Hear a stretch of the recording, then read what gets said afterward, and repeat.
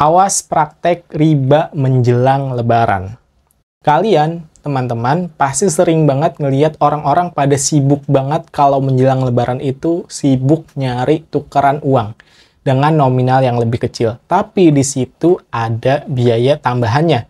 Entah itu fee, admin, atau biaya jasa, atau biaya yang lainnya. Atau juga bisa kalian tukar uang dengan pecahan yang lebih kecil, kemudian di situ nominalnya berbeda. Contohnya, misalkan kalian tukarnya 100.000, dapatnya 90.000. Tukarnya 1 juta, dapatnya 900.000. Nah, atau kalian juga bisa pakai model yang ada biaya admin, fee, atau jasa. Jadi kalian kalau mau tukar duit, ada biaya tambahannya. Nah, kalian tahu nggak teman-teman, kalau praktek seperti itu adalah termasuk ke dalam riba. Loh, kok bisa bang?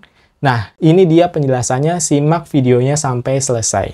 Nah, teman-teman, yang pertama-tama harus kalian pahami adalah Islam secara tegas melarang praktek riba ini. Islam mengharamkan riba, entah itu sedikit ataupun banyak. Larangannya jelas ada di dalam surat Al-Baqarah ayat 275.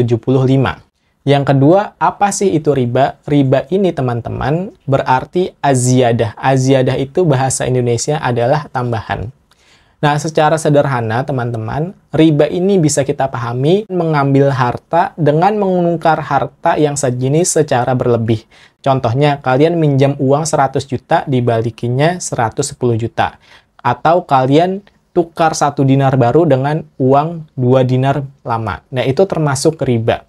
Nah, yang selanjutnya, yang ketiga adalah praktek ribawi pada menjelang Lebaran, yaitu tukar-menukar uang dengan nominal yang berbeda atau dengan ditambahkan biaya lainnya, seperti admin, fee, atau biaya jasa. Nah, ini termasuk ke dalam riba fadl. Apa itu riba fadl, teman-teman? Riba fadl itu adalah kalian menukarkan salah satu dari 6 harta ribawi, yaitu emas, perak, gandum, jewawut, kurma, dan garam dengan yang sejenisnya, kemudian dengan disertai adanya tambahan. Contohnya gimana bang? Contohnya adalah emas dengan emas, tapi dengan jumlah nominal yang berbeda. Emas 1 dinar ditukar dengan emas 2 dinar. Nah, kemudian yang sekarang terjadi adalah praktek tukar-menukar uang dengan nominal yang berbeda. Contohnya nih, kalian menukar uang 1 juta rupiah dengan pecahan 100.000 dengan uang 1 juta juga, tapi dengan pecahan 5.000 rupiah. Nah, tapi di situ ada biaya tambahannya, entah itu admin, fee, atau jasa. Terus, itu kan uang kertas, bukan emas dan perak. Jadi gini teman-teman, untuk pada saat ini, uang kertas itu sudah menggantikan posisi emas dan perak itu sebagai alat tukar yang sah. Oleh karena itu, para ulama mengkategorisasikan uang kertas ini seperti emas dan perak. Kenapa? Karena menjadi alat tukar yang sah.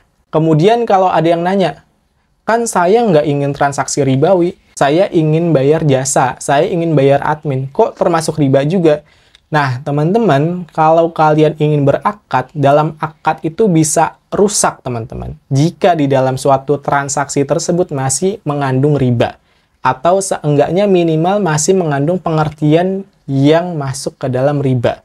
Nah, kalau misalkan kalian ridho dengan ridho sama ridho, suka sama suka dalam suatu transaksi, nah tapi dalam transaksi tersebut masih ada aspek ribanya, atau ada dalam pengertian riba, itu juga termasuk riba, teman-teman, dan akadnya menjadi rusak.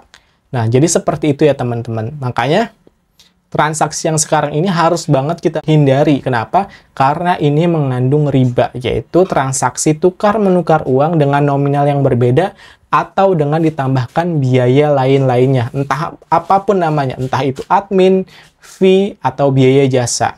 Oleh karena itu, kita harus banget aware nih teman-teman, hati-hati dengan transaksi-transaksi seperti ini. Apalagi sekarang banyak banget yang menjadikan profesi seperti ini sebagai mata pencaharian mereka. Silahkan share video ini ke keluarga kalian, sahabat kalian, teman-teman kalian, supaya mereka itu makin paham ternyata transaksi ini adalah transaksi riba. Terima kasih.